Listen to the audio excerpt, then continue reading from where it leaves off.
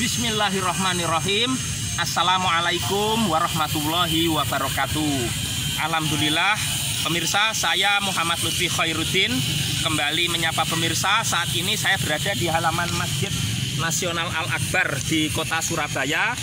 Pemirsa ketahui bahwa Surabaya adalah ibu kota Provinsi Jawa Timur dan merupakan kota terbesar kedua Indonesia setelah Jakarta. Kalau kota terbesar ketiga adalah Medan, ibu kota Provinsi Sumatera Utara. Kemudian yang keempat adalah Bandung, ibu kota Provinsi Jawa Barat. Dan yang kelima adalah kota Makassar, ibu kota Provinsi Sulawesi Selatan. Pemirsa ketahui bahwa kota Surabaya ini adalah disebut juga kota pahlawan. Karena di Surabaya ini dulu dalam sejarah ada peristiwa yang kita peringati sebagai Hari Pahlawan pada tanggal 10 November tahun 1945, ketika waktu itu tentara Inggris datang di Indonesia untuk melucuti tentara Jepang dan pemuda-pemuda atau arek-arek Surabaya, di mana pada waktu itu muncul pahlawan yang sangat terkenal yang bernama Bung Tomo. Nah, Masjid Nasional Al-Akbar ini pemirsa adalah masjid terbesar kedua di Indonesia setelah Masjid Istiqlal Jakarta. Kenapa dinamakan Masjid Nasional? Karena secara pengelolaan masjid ini dikelola oleh pemerintah pusat Republik Indonesia, bukan oleh pemerintah Provinsi Jawa Timur maupun pemerintah kota Surabaya. Masjid ini mulai dibangun yaitu pada tahun 1995 yang merupakan gagasan dari wali kota Surabaya saat itu, yaitu Haji Sunarto Sumoprawiro almarhum atau yang akrab disapa Cak Narto. Nah, kemudian masjid ini selesai dibangun yaitu pada tahun 2000 dan diresmikan langsung oleh Presiden Republik Indonesia waktu itu Kiai Haji Abdurrahman Wahid atau Gus Dur. Nah, Masjid Nasional Al-Akbar ini pemirsa dapat saksikan ada satu kubah besar yang berada di tengah yang berwarna biru kehijau-hijauan, itu ada garis hijaunya itu. Kemudian di samping kubah utama itu ada 4 kubah di sebelahnya, ya. Dari depan ini 2, yang 2 itu di belakang sana pemirsa. Nah, tapi tidak terlihat. Satu ini melambangkan Nabi besar Muhammad SAW, Rasulullah yang merupakan penutup para nabi, Khotamul Anbiya. La Nabiya Ba'dah, tidak ada lagi nabi ataupun rasul setelah beliau. Kemudian 4 kubah di sebelahnya ini, 2 di depan dan 2 di belakang yang tidak terlihat ini melambangkan Khulafaur Rasyidin, yaitu sahabat beliau yang utama, yaitu Abu Bakar As-Siddiq, kemudian Umar bin Khattab, Utsman bin Affan, dan Ali bin Abi Thalib. Nah, pemirsa sekalian, 4 ini juga bisa diartikan sebagai 4 mazhab dalam fikih, yaitu ada mazhab Hambali, mazhab Hanafi, mazhab Maliki, dan mazhab Syafi'i. Nah, kemudian untuk saat ini di masa pandemi ini, karena jumlah jamaah tidak banyak seperti biasa, masjid ini saat ini dilakukan renovasi atau perbaikan. Pemirsa bisa saksikan ada pekerja yang melakukan pekerjaan untuk memperbaiki Masjid Nasional Al-Akbar ini atau Masjid Al-Akbar. Nama Al-Akbar ini sendiri dulu diberikan Gus Dur ketika meresmikan masjid ini. Sebelumnya masjid ini bernama Mas. Mas itu kepanjangan dari Masjid Agung Surabaya. Kemudian diberi nama Al-Akbar yang melambangkan kebesaran Allah Subhanahu wa taala. Karena Akbarun pemirsa, ya kan? Yaitu maha besar. Begitu. Nah, kurang lebih masjid ini bisa menampung atau berkapasitas itu 59.000 jamaah, ya. Jadi 59.000 ya jamaah. Sangat luas sekali masjid ini dan bersih serta megah pemirsa sekalian. Dan pemirsa dapat saksikan pula di tengah itu ada jam, ya, atau semacam penunjuk waktu begitu, yang mana saat ini waktu menunjukkan pukul 16:25 waktu Indonesia Barat di sore hari. Nah, ini halaman depan pemirsa bisa saksikan ada beberapa warga yang menikmati suasana sore di depan Masjid Al-Akbar, ya. Termasuk ada kereta odong-odong begitu, kemudian beberapa warga juga ada yang jalan-jalan, ya, semacam jogging begitu, dan lalu lintas juga alhamdulillah sudah ramai, ya. Artinya mudah-mudahan memang sudah pandemi ini segera berlalu begitu, sehingga kita bisa beraktivitas normal sebagaimana biasa, termasuk aktivitas beribadah di Masjid Al-Akbar ini terutama. Nah, pemirsa dapat saksikan bahwa Masjid Al-Akbar ini bisa memiliki pintu yang besar-besar itu. Daun pintunya itu besar. di depan, kemudian di tengah ini ya, kemudian juga di samping kanan, samping kiri. Jumlah pintunya itu ada 45 pemirsa ya. Jadi ada 45 pintu ya. Dan 45 ini adalah melambangkan tahun kemerdekaan Republik Indonesia 17 Agustus 1945 sebagai bentuk rasa syukur kita kepada Allah Subhanahu wa taala. Dan supaya pemirsa bisa mengetahui lebih jelas, saya ajak pemirsa untuk masuk ke dalam Masjid Al-Akbar ini.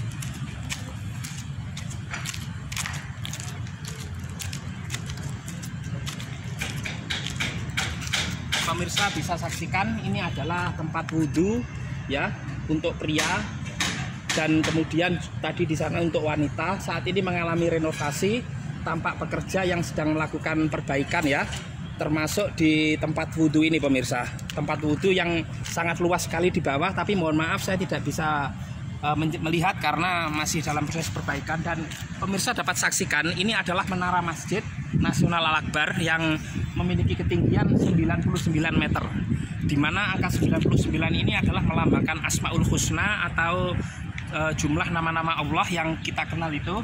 Dan biasanya pada hari yang ditentukan atau pada jam yang ditentukan, para jamaah itu bisa naik ke menara ini melalui lift pemirsa. Tapi saat ini menara sedang ditutup dan rupanya pekerjaan renovasi masih belum selesai. Saya ajak pemirsa masuk ke dalam karena satu-satunya akses yang dibuka adalah melalui samping kanan, di mana untuk sebelah sini maupun samping ditutup karena ada renovasi. Saya ajak pemirsa masuk.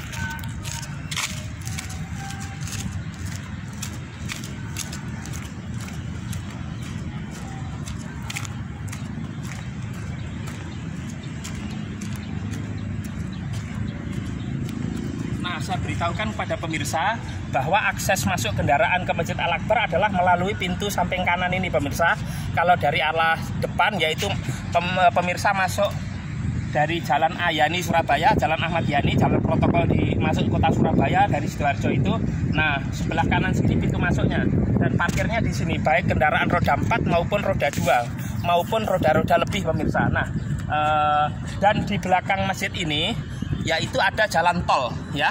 Jalan tol yang terhubung dari Malang kemudian sampai dengan Gempol sampai dengan Surabaya ini pemirsa, menuju pusat kota Surabaya. Tepat di persis ini. Jadi kalau pemirsa sedang lewat jalan tol di Surabaya ini, maka akan terlihat kubah besar ini yang merupakan kubah dari Masjid Al-Akbar ini. Mari pemirsa.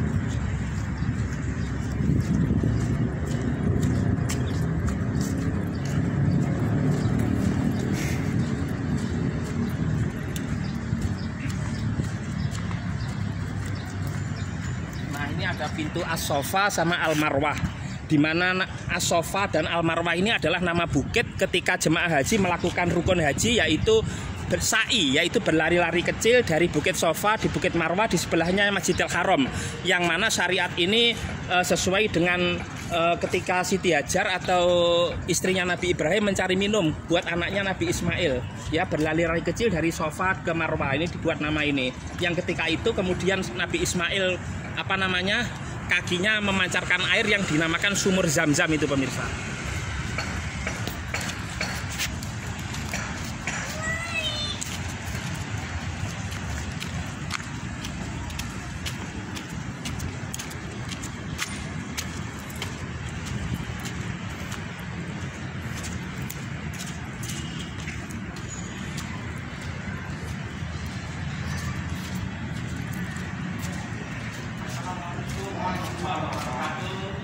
Dengan Lutfi, Pak, dari Malang. Dari Dengan Pak. Petugas keamanan Masjid Al-Aqsa Surabaya. Oh, sudah lama Pak di sini? Hampir 20 tahun. Oh, di saat pandemi ini jamaah tetap bisa melakukan sholat jamaah atau bagaimana Pak? Selama pandemi ini? Sholat jamaah bisa, cuma harus memakai protokol kesehatan. Oh, injing. Jadi harus pakai masker, jaga jarak, dan lain-lainnya. Oh, injing. Termasuk dicek suhu tubuhnya Pak ya? Betul sekali, dicek suhu tubuh dan bilik. Oh, betul. Bilik. Mohon izin untuk masuk Bapak Eko Haji. Ya. Cek suhu dulu. Injing. 36 normal sekali. Terima kasih Pak Eko. Mari. Ya.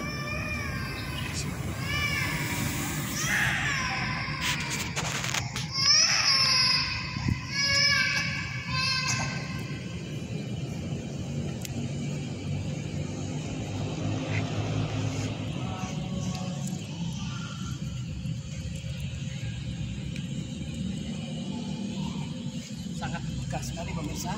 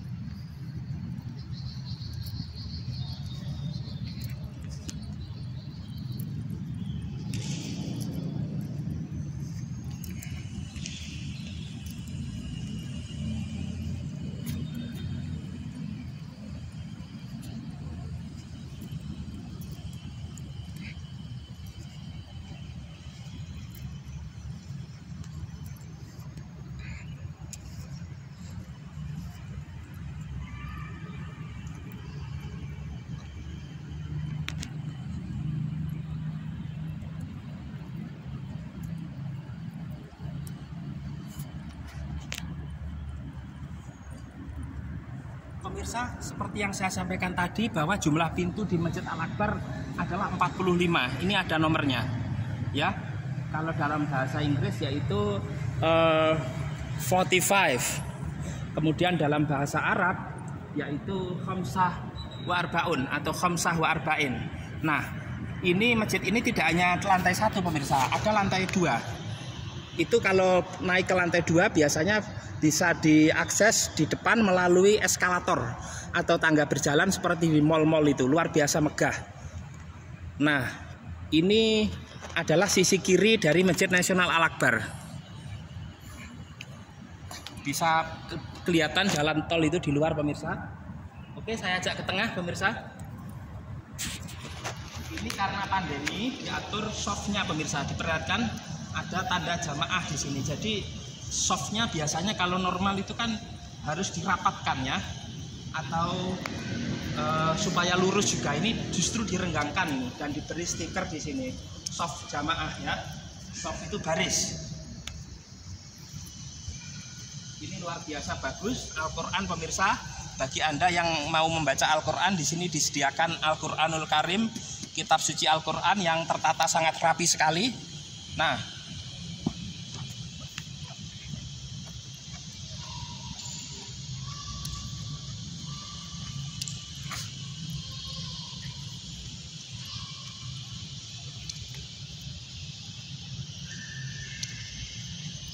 Ini adalah mihrab atau pengimaman dari Masjid Nasional Al-Akbar yang merupakan tempat sholat utama yang di tengah itu di sini.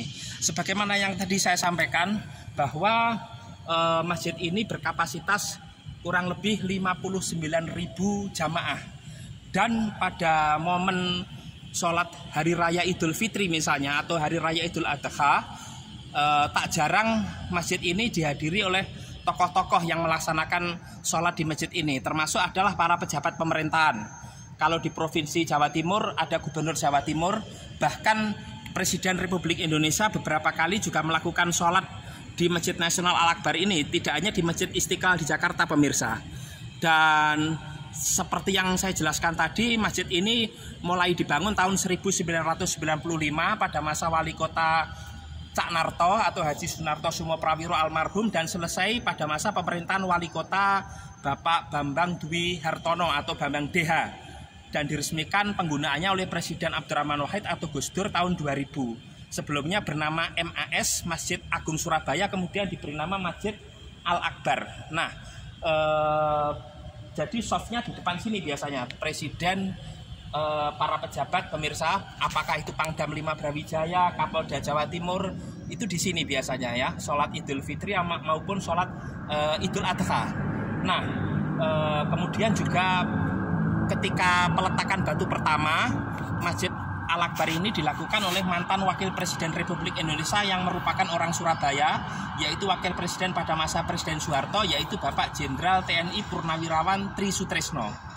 Nah, saya kira itu saja pemirsa yang dapat saya sampaikan. Sebenarnya pemirsa mau saya ajak untuk masuk ke menara, tapi berhubung karena saat ini sedang ditutup, sehingga kita tidak bisa memasuk atau naik ke atas menara yang memiliki ketinggian 99 meter pemirsa, yang melambangkan jumlah Asmaul Husna.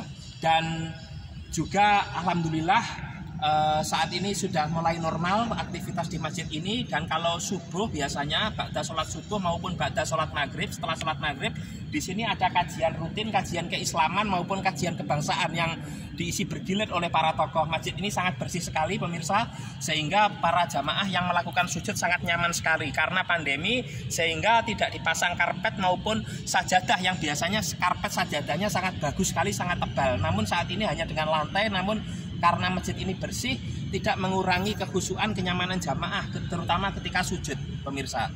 Baiklah, bagi Anda yang berkunjung di kota Surabaya, khususnya bagi kaum muslimin, silakan untuk melakukan sholat di Masjid Nasional Al-Akbar ini yang terbuka untuk umum. Tidak peduli Anda organisasinya apa, yang jelas Anda kaum muslimin dipersilahkan. Masjid ini terbuka untuk siapapun, untuk umat Islam, bahkan tidak hanya di Indonesia tapi juga seluruh dunia.